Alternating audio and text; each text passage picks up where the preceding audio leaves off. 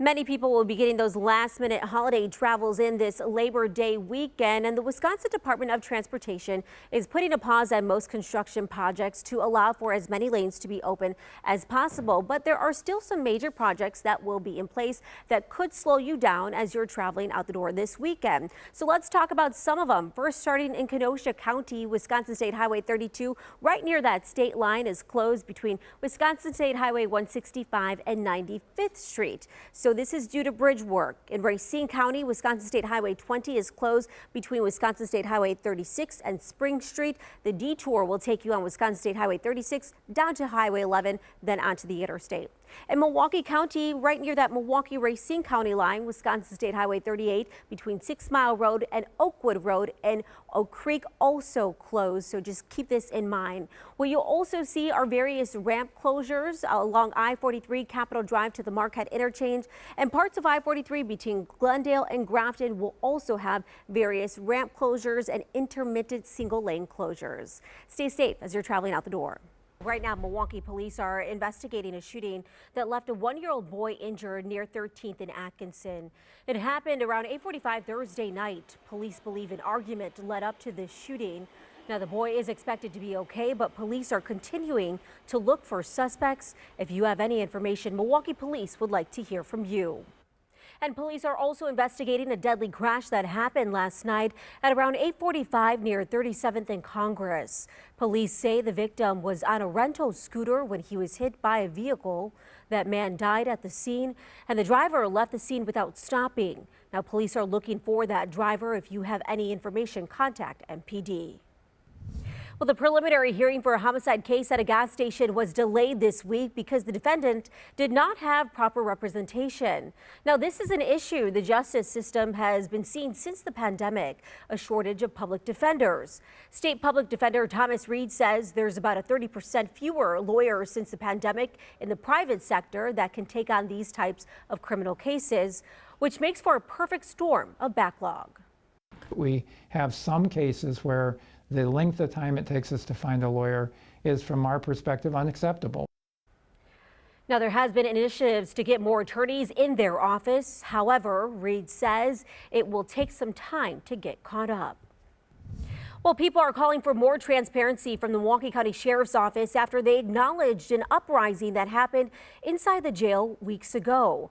A criminal complaint shows 27 inmates barricaded themselves inside the jail's library on August 12th. Sheriff deputies say inmates put paper over the door's window to prevent them from seeing inside and pushed a table against the door. After an hour of negotiations with inmates, pepper spray was used, being sprayed under the door and directly on the inmates.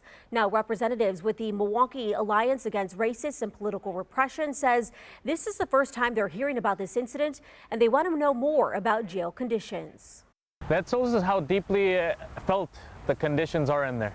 That people are on the brink of just, doing these types of things because they need support in there. The conditions in there can't continue. Now, TMJ4 News did reach out to the sheriff's office with questions about what happened, but no one has responded. On to Project Drive Safer now, 2 children hit by vehicles on a dangerous stretch of Milwaukee roadway. Both kids were hit on Flores Avenue just hours apart from each other.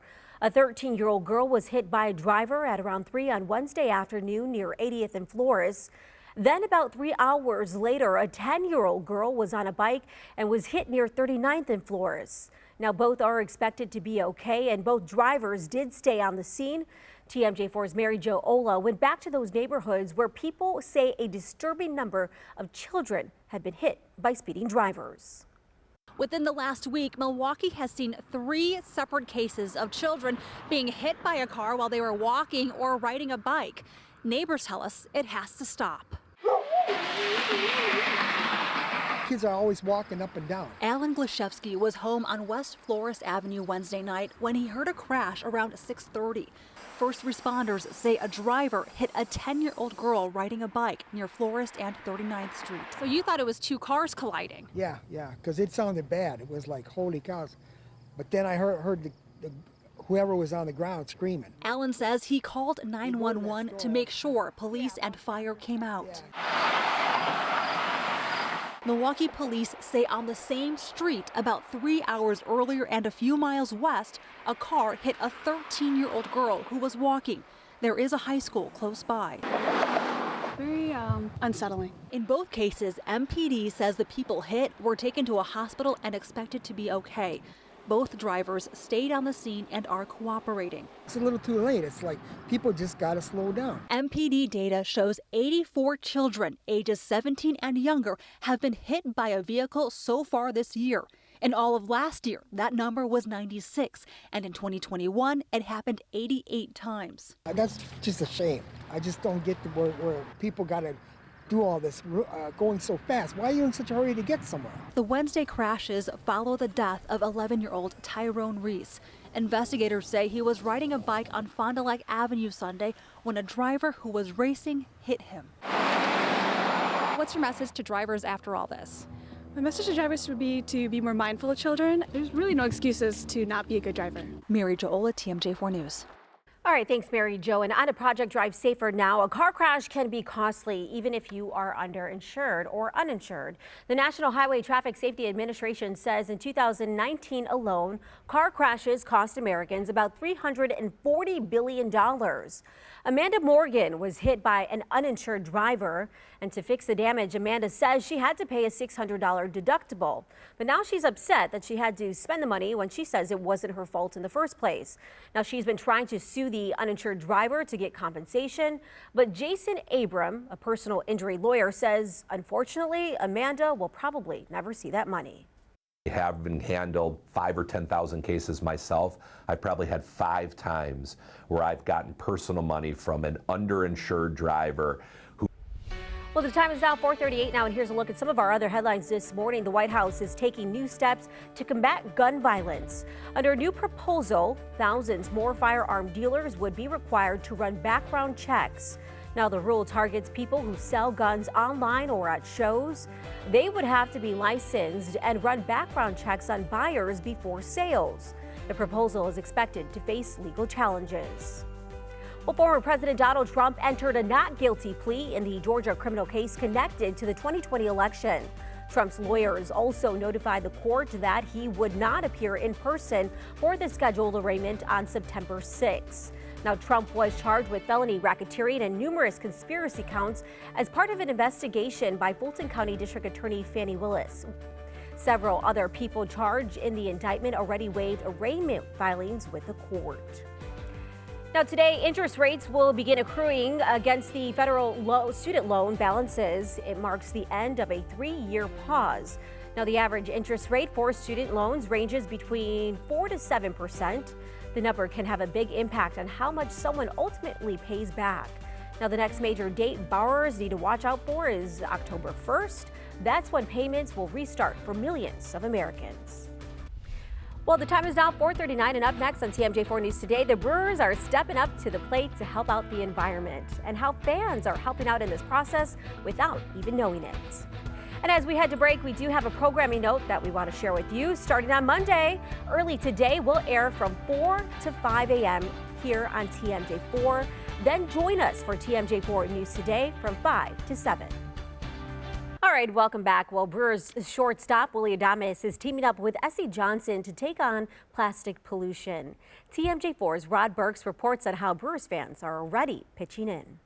The Milwaukee Brewers stepping up to the plate and making the environment a better place, working with SC Johnson and Meyer to take the cups from American Family Field and turning it into this. At SC Johnson, we are so thrilled to be able to partner with the Milwaukee Brewers to help them become the first U.S. professional sports team to link a waste stream to a product. So what do we mean by that? Think about the 700,000 cups that are used a year at American Family Field. Those might be going to the landfill, but now they can get new life in our Scrubbing Bubbles bottles, which helps create a closed-loop recycling system. On hand for the unveiling of the special edition Scrubbing Bubbles at the Meyer Department Store in Greenfield was Brewers shortstop Willie Adames. He's passionate about this because he's seen the pollution problem in his home country of the Dominican Republic.